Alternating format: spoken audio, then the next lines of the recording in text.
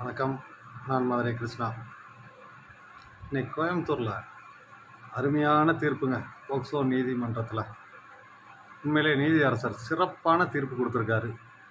16 வயது பெண்ணுக்கு பாலியல் துன்புறுத்தல் செய்த பிறந்தநாள்னு சொல்லி கேக் வெட்ட கூட்டு போய் நண்பர்களோடு சேர்ந்து 7 பேர் பாலியல் வன்கொடுமை செய்த 7 பேருக்கும் சாகும் வரை ஆயுள் தண்டனை.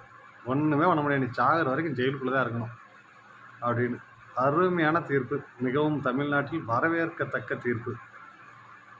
இப்போ அண்ணன் மு.க. ஸ்டாலின் அவர்கள் ஆட்சிக்கு வந்த பிறகு பெண்களின் பாலியல் துன்புறுத்தல் சார்ந்த வழக்குகளில் இது 3வது சிறந்த தீர்ப்பாகும்.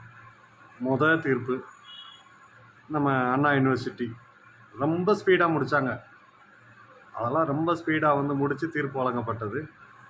குற்றவாளி தண்டிக்கப்பட்டார். 2வது பொள்ளாச்சி வழக்கு, அதெல்லாம் எப்போ இருந்தோ போயிட்டு இருந்த வழக்கு, அதுவும் முடிவுக்கு வந்துடுச்சு. 3வது இப்போ கோயம்புத்தூரில்.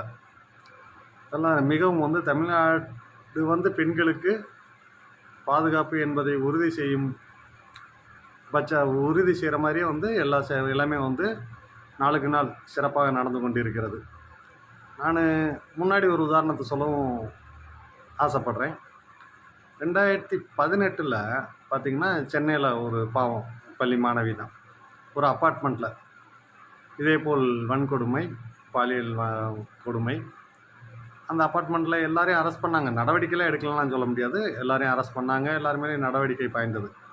ஆனால் அன்றைய அரசு இதுக்கு முற்றுப்புள்ளி எப்படி வைக்கிறது அப்படின்னு சொல்லி அந்த மாதிரிலாம் யோசிக்காமல் அதை அப்படியே கடந்து போயிட்டாங்க.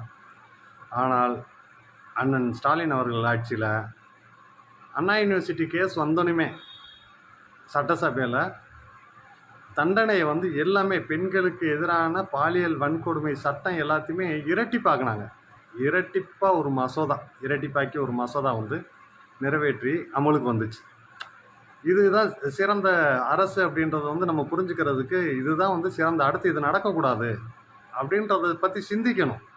ஒரு மாநிலத்து மக்களை ஆள்றவங்க அந்த மக்களுக்கு ஒரு ஒரு பிரச்சனை, ஒரு கெடுதல் நடந்துச்சுன்னா இனிமேல் இது நடக்கவே கூடாது, சரி நடந்ததை சால்வ் பண்ணிவிட்டு ஓடிடுவோம் அப்படின்லாம் நினைக்கக்கூடாது.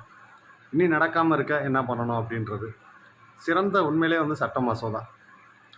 அதாவது தமிழ்நாட்டில் பெண்களை சகோதரியாகவும் தாயாகவும் எல்லாரும் கருதும் காலம் வரும் வரை இதுபோல் பாலியல் வன்கொடுமை செய்பவர்களுக்கு யாரும் வக்காலத்து, யாரையும் காப்பாற்ற முயற்சி பண்ணாதீர்கள்.